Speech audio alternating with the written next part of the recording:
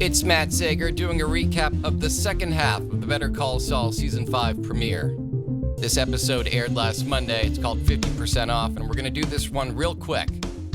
Want to get you caught up on the season premiere because this week, Season 3 aired, and we're going to want to cover that. So this is going to be a bit of an economy-sized episode. And as always, spoiler alerts because we're doing a recap, and a bit of a trigger warning if you're into lawn gnomes, because there are some unfortunate casualties in the gnome department on this episode. So go back and listen to my previous episode if you want to hear the recap of Magic Man, Part 1 of the Better Call Saul Season 5 premiere. As for Season 5 Part 2, that aired the next night, Monday of last week, and Jimmy on that episode had this bright idea that he pitched Kim that in launching his new criminal law business, he'd do a 50% off for nonviolent felonies promo. And she was, as with most of the things Jimmy's saying right now, appalled and let him know in no uncertain terms that that was a bad idea. And yet, sure enough, we open with 50% off. As the title would suggest, he is giving out business cards and flyers and those burner phones and announcing a 50% off promotion deal. Because Saul Goodman, unlike Jimmy McGill, cannot keep a promise, cannot help but shill and get as many clients as unreputable as they may be. In fact, honestly, the less reputable, the better. He just wants churn, turnover, lots of clients, and he gets them. And as anyone with a brain could have predicted, as Kim undoubtedly did predict, these people get the business card saying 50% off, and as one future client says, 50% off? That's almost half! And so a crazed, drug-fueled crime spree takes place all night long. Windows are smashed, cars are broken into, and yes, lawn gnomes are destroyed. Sorry to say, it is a rampage completely caused by Saul and his offer of getting people out of jail. Not free, but close. Jimmy confesses to Kim the next day that, that 50% off thing I said I wouldn't do, I did it. It was a dumb idea and I'm sorry. And she is, as has been clear since the very first scene of episode 1, she's getting very creeped out. She's questioning everything about their relationship and they're drifting apart. His rise is accompanied by his loss of Kim. We'll see later this episode that other people, other characters on Better Call Saul, even as their professional careers are beginning to see a resurgence, take them to heights that we will of course see when we meet these characters later in Breaking Bad. They too are losing touch with their morals and their personal relationships, which mean the most to them. So as Kim shudders, shrugs, and looks just dismal at the news that Jimmy/Saul, remorseful though he is, went ahead with this stupid promotion, she gets in her car to go to work. He hops in afterwards and goes, "Hey, Kim, you know what? Before you go to work, come with me real quick. I want to show you something." Because Saul, after all, ostensibly the reason he wants to make all this money is to pursue his relationship with Kim, take it to the next level, be an attorney, if not morally, professionally on the same playing field as Kim. And so he takes her to an open house, this beautiful dream home, where there's beautiful quartz countertops, closet space for days, something that is going to be really important because his grotesque Saul wardrobe is already crowding her out of their own closet. A beautiful shower with many attachments and wands, a beautiful home. And Saul really wants them to think about moving in.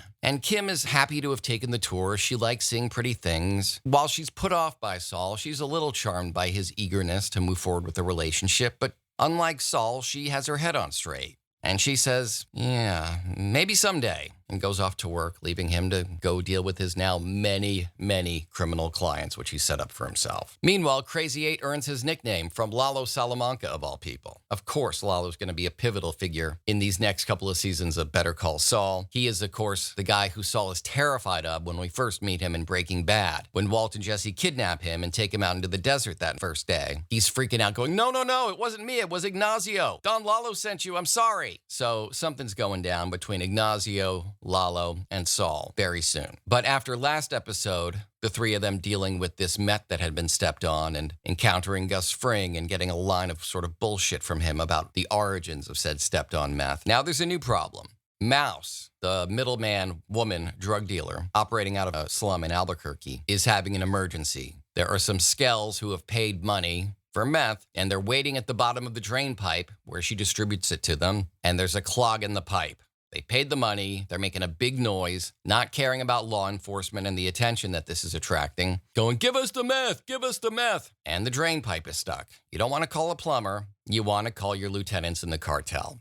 So Lalo heads over there with Nacho and Domingo right after playing a couple hands of poker and wiping out Domingo just because he had a great poker face. Lalo did. He had a hand full of nothing. Another reference to a Breaking Bad episode title, Crazy Handful of Nothing, I think it was called, a great season 1 episode of Breaking Bad. Domingo, meanwhile, had a pair of 8s, and so he earns his nickname, Loco Ocho. And that is why when we meet him in Breaking Bad, everyone knows him as Crazy 8. Lots of origins are coming into play here. In this, the penultimate season of Better Call Saul.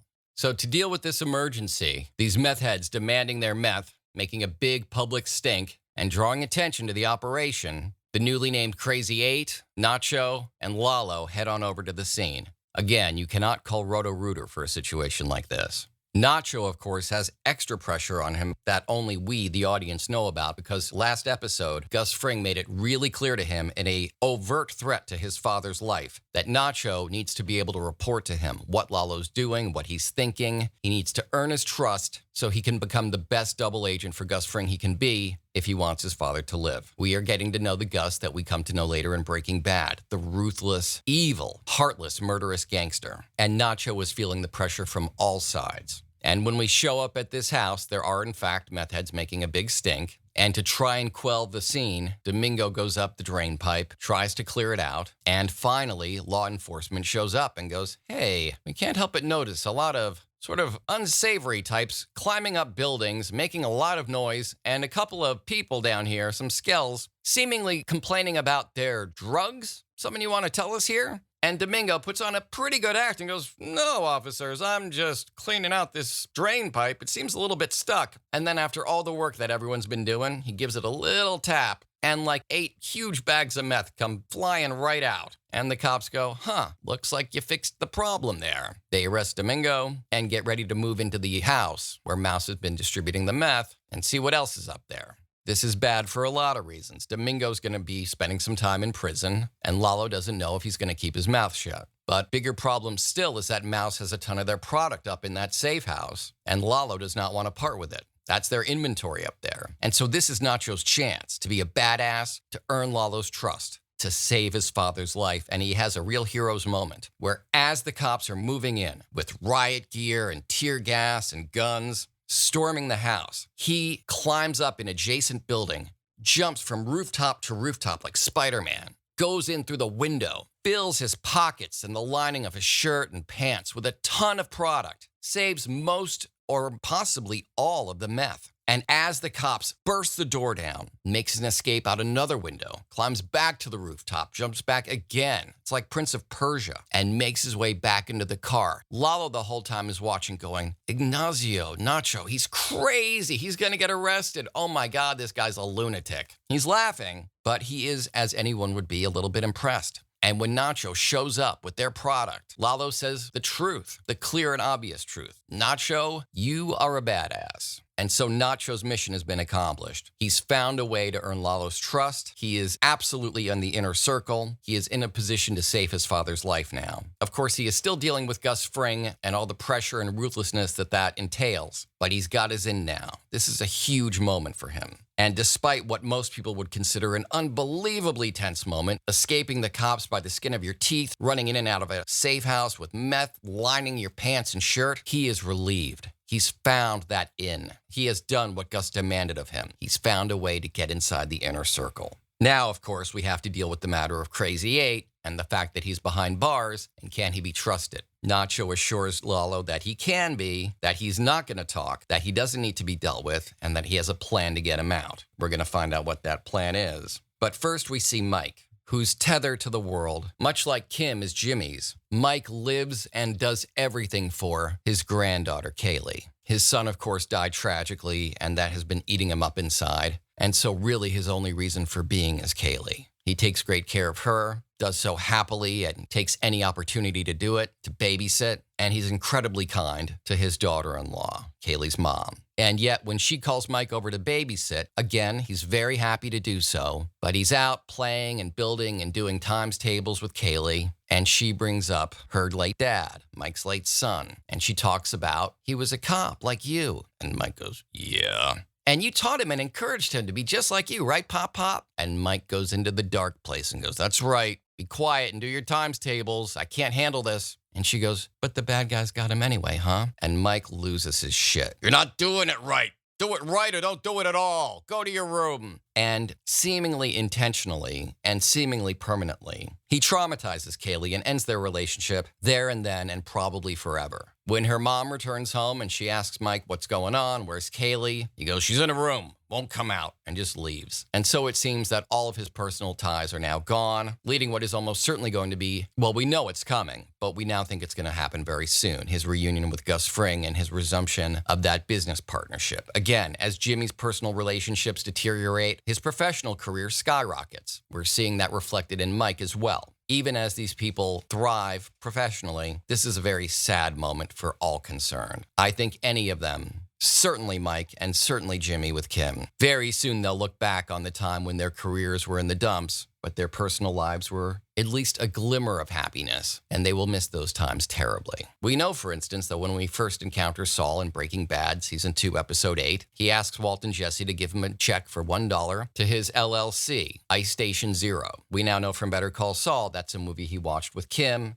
It's her favorite movie. There's a lot of heartbreak coming up. The more Saul becomes and the deeper into darkness Mike descends, the more they're going to lose their tether to the world, their personal relationships. But Saul hasn't yet factored that in or acknowledged it. He's still all about his thriving new business. And down at the courthouse, while dealing with his tremendous new caseload and trying to keep the churn going from his 50% off debacle, he's down at the courthouse practicing lines, getting ready for what is going to be a staged run-in with Suzanne. He's going to himself, practicing, running lines. Suzanne, I think we have something in common. Suzanne, I think we have something in common. Any actor understands. He's trying to figure out what line to emphasize, what word to put the accent on. And of course, he bumps into Suzanne. Suzanne is the DA from last season, the one who tried to take down Huel.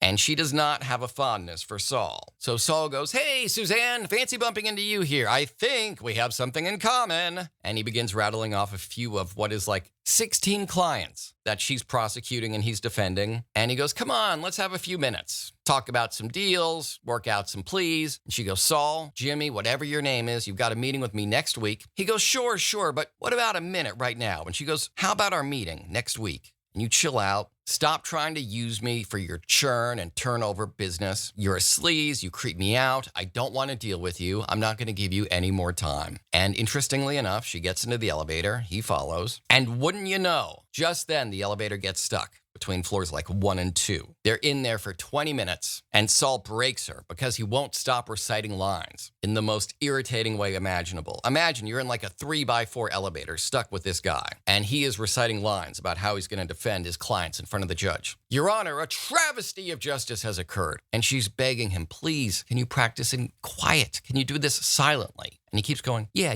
sure, of course, quiet. And then he starts off being quiet and eventually becomes loud and unbearable. And she goes, all right, look, I need you to stop. I need you to be quiet. Let's work out some pleas. And before the elevator is opened and the two of them are freed, in 20 minutes, Saul has worked out pleas for 13 out of the 16 cases that the two were working on together, that they were fighting each other on. And of course, Suzanne makes her way down the hall. And Saul bumps into the elevator repairman who freed them, thanks him for his service, and assures him that one of these clients that he's defending, who happens to be the elevator repairman's nephew, is going to get off with a great deal. And so Saul is in full Saul mode. He's given deals to elevator repairmen, working out ridiculous. He's getting people to do his work for him. The elevator repairman is falsely stopping the elevator and faking emergencies just to get favors from Saul, who is now, say this for him, he's very organized, balancing all of this workload, all of these cases, and doing his level best to do it in as sleazy a manner as possible. And as we know of Saul and his future, he's very successful. The sleazier he gets, the more dirty he's willing to play, the better he's going to end up doing.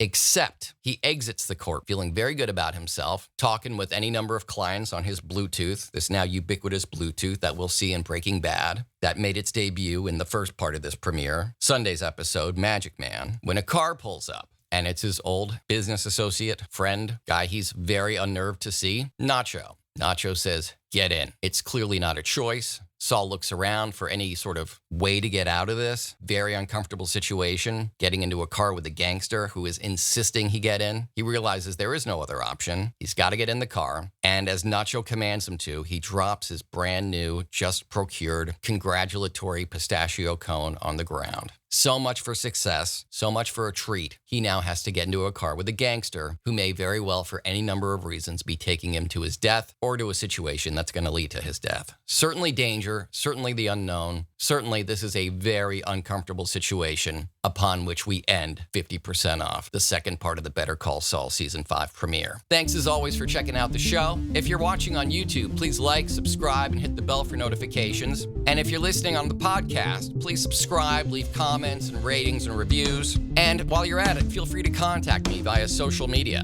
You can hit me up on Twitter, where I'm at Matt Sager. On Instagram, I'm Real Matt Sager. And of course, this podcast has a home on Facebook.